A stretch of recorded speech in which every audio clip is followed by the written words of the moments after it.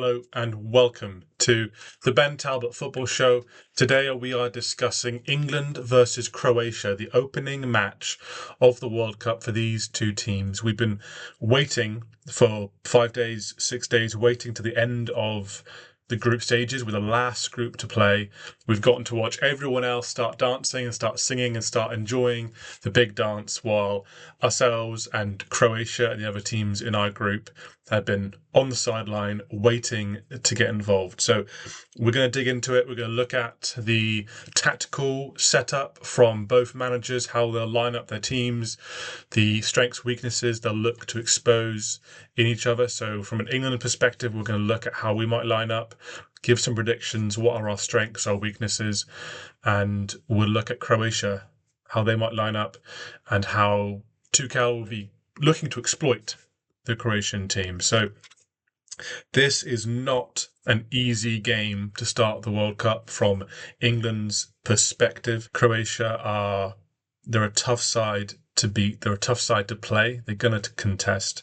And I've been listening to quite a few pundits and different podcasters in the lead up to the tournament. And even now, as the tournament is going on, even people on BBC, different analysts who, in my view, are underselling the challenge, or maybe overlooking or underestimating Croatia. I think Croatia are deserving of respect. They're a legitimate powerhouse in some ways. They're a proper footballing nation. They've got a very good team. They've got very good players. They are well coached, organised, disciplined, and it's not going to be easy at all for England. Having said that, England, we are still the favourites to top the group, probably favourites to win the game, although I think a draw is very likely, and also Croatia could very well beat us. So I like playing Croatia. Croatia, we have lots of history, especially over the last 10, 20 years with them. It really began in the modern era with the Euro 2004. We were in the same group as Croatia. England beat them 4-2. Rooney bursting onto the scene with his 2 goals in those Euros as a 16-year-old, I think he was. Croatia famously beat England home and away in the qualifying campaign for the 2008 Euros, including that last game at Wembley Stadium where England, all they had to do was draw, and they lost 3-2. And this was in 2007. Who was playing in that game? One Luka Modric in the midfield. 2010, we returned the favour to Croatia, beating them home and away in the qualifying campaign for the 2010 World Cup, eliminating Croatia from that World Cup. It was Ukraine who went through second in England's group. And then more recently, of course, England and Croatia met in the semi-finals of the 2018 World Cup, where Croatia beat England to go on to the final and came second to France. And then even more recently than that, we faced Croatia in the opening game of the 2021 Euros at Wembley, where England came away the winners 1-0 in a fairly close affair. And I think the opening game tomorrow will be quite similar in some respects. And, we can't forget that Croatia have had a podium finish the last 2 World Cups. They came third in the 2022 World Cup, beating Morocco in the third place playoff. And the World Cup before then, 2018, of course, they came second, losing to France in the final. So this is a pedigree team. This is Croatia's lineup. So, this is one of the possible lineups I think could be. This is the similar lineup to how Croatia fielded to Belgium when they played them in a pre-tournament friendly 2 weeks ago. They lost 2-0 to Belgium, but especially in these pre-tournament friendlies where players are thinking about injury, they're thinking about fatigue, and there's different transitions or different rotations of players, the scoreline isn't really the most important thing. The most important thing is how Croatia set up. What system were they playing? What structure were they playing, and did it work? One more thing before we talk about the lineup. There's a little bit of I don't know if I can call it a myth, but there's definitely something that the English media and English fans have taken, and I think have perhaps overblown it, only insofar as that there's a lot of talk about Croatia being an old team. And sure, you look at Kramaric, you look at Perisic, Modric. Modric is 40, Perisic is 37. I think Kramaric and Kovacic are in the mid to late 30s. That's true, but there is a young spine of the team. This is from the friendly against Belgium, and from the Croatian perspective, this is broadly a lot of the lineup that we can expect to see against England, with some changes. I just want to direct your attention to the front three. So we have Baturina, he's 23 years old. He's playing for Como, doing very well, attacking midfielder. Look at Susic, 22 years old, playing for Inter Milan. Musa, playing for MLS side, 28. He might not start. Vardiol, of course, for Manchester City at 24 years old. He did miss the last sort of 4 months of the season through injury. He came back middle of May, but he has been playing all of the pre-season or pre-tournament friendlies for Croatia. Look at Vuskovic, 19 years old. He plays for Hamburg. He's on loan from Tottenham. He was very involved in the game against Belgium in pre-tournament. He had the most touches of anyone on the field. And look at Sutalo at 26, their third centre-back if they do the three at the back 3-4-3 formation. I say all that to say, yes, there are old players. Modric is 40, Perisic is 37. But, well, to start with, Perisic, you watch him play, he looks like he's 27. The speed and the athleticism he has on the left-hand side, bombing down the wing, he reminds me in some ways of like a Angel Di Maria, just probably more physically than anything else, just his gait. I say all that to say, Croatia have young players in their defensive line. They have young players in their forward line. And I mean, even Kovacic is only 32. So there are places that England can exploit them and can push them and test them. But this is not a old pensioners team or a disabled team out in the wheelchairs. Like this is, they have guys who can run, they have guys who can move the ball. Also, Modric at 40, he plays the game as he always has done at his tempo. You come to him and time sort of stops. It's a little bit like when the ball falls to Messi, even now at 38, 39 years old, the ball sucks to him and he's able to just ping things around. I'm not saying Modric as good as Messi, but in terms of the ball at his feet, pulling strings in midfield, there are few players better than Modric, even now at the age of 40. So there are some England fans dismissing Croatia too easily, I would say.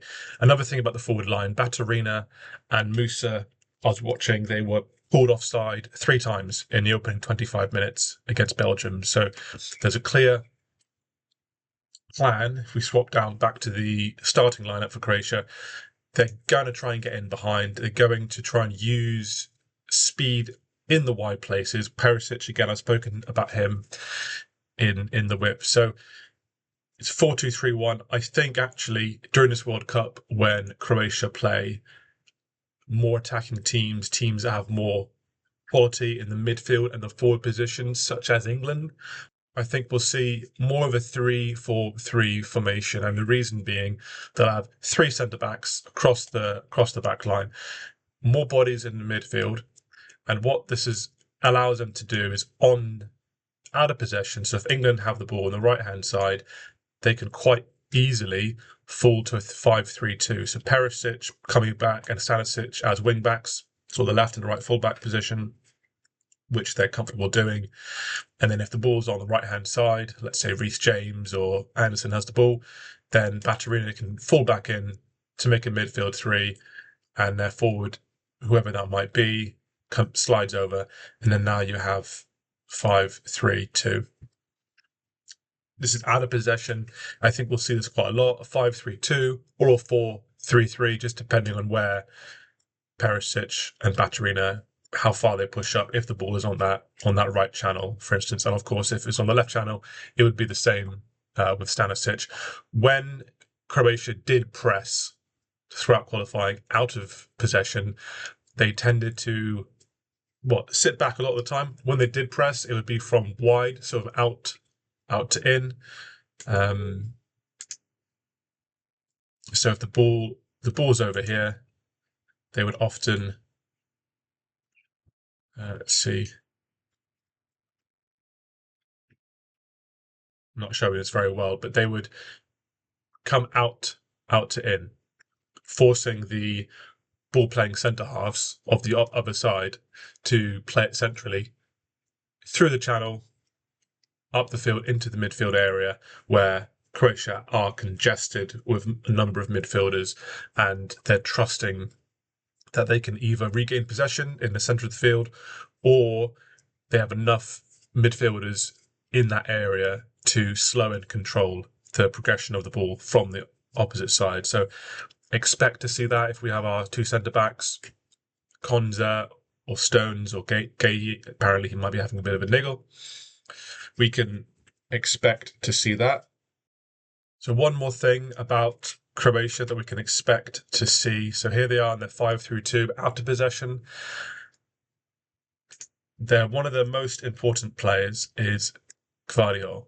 Obviously Modric as well, pulling the strings, setting the tempo and the rhythm in midfield. But Gvardiol is really important because of his versatility positionally, because of his versatile positioning. So when Croatia are playing out, we'll see them transition almost to a 2-4-4, which is something that England do as well when we play three at the back, and a lot of teams do. So you have it would have been something like this, three centre backs. Gvardiol's going to push into the midfield. They'll play. This is from a goal kick, or if they're building up play and they're recycling possession back through their centre backs. Perisic will push forward to make sort of a line of four forwards and stretching the line. You'll have four in the midfield with Modric, Kovacic, and Gvardiol, as I say, will step in to make it almost like a 2-4-4. What tends to happen as well, and this will happen with England with our two centre backs and probably Anderson coming to collect, is you will have probably Modric at times coming back in with the three to just collect the ball, get involved, and play it forward from there. And we'll see the same as well from England's number 6. But key to that is Gvardiol. Equally, when they're transitioning from a 3-4-3 back into a 4-3-3, which will happen throughout the game, just depending on who has the ball and what the game state is. Again, it will be Gvardiol and Perisic who are making those rotations and sort of giving that flexibility to Croatia. So he is instrumental to Croatia's success in this game. The last thing I'll say for Croatia is we can expect them to slow the game down, control the tempo, and contest and control the midfield. So as an England fan or as a neutral or whoever, as you're watching the game, watch for their midfield players and how they will use that as their strength to control the rhythm and the flow of the game, both to disrupt England and sort of what England's trying to do in the build-up phase of play, and also for their own creative offensive purposes. It will be their midfield pulling the strings for their attack. Let's look a little bit at the England lineup. I think this is the most likely lineup for the game against Croatia. There's some reports from the England camp that Gahey might have a little bit of an injury, and there's some suggestions that Konza is going to step in his place alongside John Stones in the centre-back pairing. So it looks like Konza and Stones. I think throughout the rest of the tournament, I would expect to see Gahey in that position, but probably not for tomorrow. And then Gordon on the left with Bellingham playing as the 10. So this is the 4-2-3-1, which Tuchel really likes. It's very, very popular in club football and world football. Currently, most Premier League sides play in a 4-2-3-1. I've spoken about this on the channel before, but what's going to be really important for us is the width of our fullbacks coming in and the kind of the freedom of Kane to come and get involved. And as and when he does, it will be the number 10 and the wingers filling into that space. So it will be really important. Kane loves to come deep, and that's kind of where he's at his best. I've said it before, he's our best number 9. I also think he's our best number 10. So he loves to come in, even into his own half or that sort of middle third, to get on the ball, interchanging with Rice, with Anderson, with Bellingham, and then it'll be to England's advantage and kind of suiting our strengths to have the number 10, be it Rodgers or Bellingham, crash in, filling that vacant space with Kane, so giving the Croatian defenders something to think about. Do they, when they track or sort of pass Kane off as he comes to the midfield, that someone is pushing that, and then equally with the wingers, Saka or Gordon or Rashford, whoever it is, making those out to in runs. Kane is really good at playing a ball in. He's got a tremendous playmaking ability with his passing. So making those out to in runs, making it harder for the Croatian defenders. And again, as we've spoken about, our fullbacks getting up, depending what side the ball is on. If the ball is on the left-hand side, getting it to O'Reilly, getting it to Reece James, and using speed, using width to England's advantage. A lot of the time, England can tend to be very congested in the middle of the park. This is not unique to England.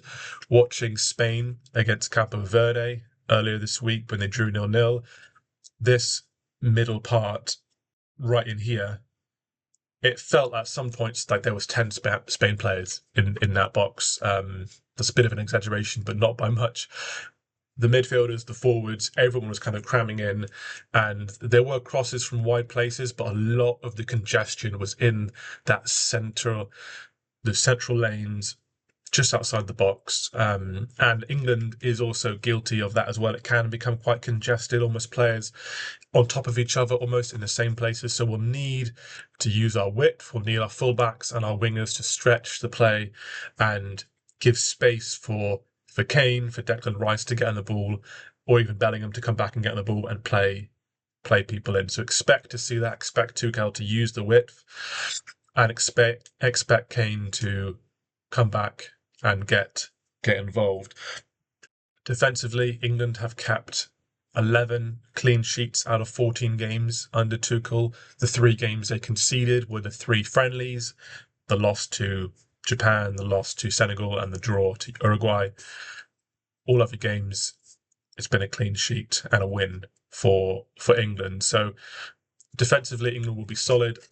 I think it'll be a low-scoring game, either a 1-0 win or maybe a 2-1 win or a 1-1 draw. Can't really see more than 3 goals scored in total.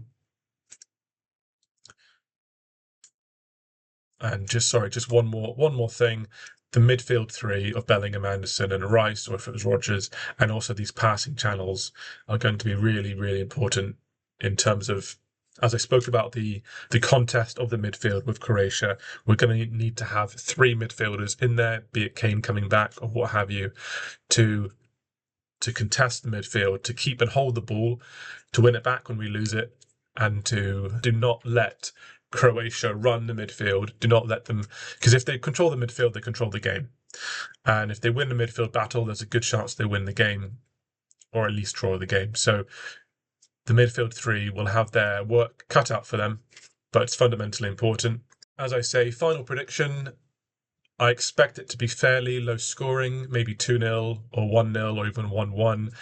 I'm backing England to win the game, but I would not be surprised with a draw. Again, Croatia are a good side. England don't tend to start tournaments very well. That's changed a little bit under Southgate in terms of winning opening games. He won all 4 of his opening games in all the 4 tournaments under Southgate. Historically, that's not the trend for England. In fact, when we won the opening game against Croatia in 21 Euros, that was the first time England had ever won an opening game in the European Championships. I can't remember how many we'd been to before then. We'd been to enough. There we have it. And if you enjoyed that taster for the game, please drop a like, please subscribe, help build the channel. It really helps. And good luck to England, and we'll see you the next time.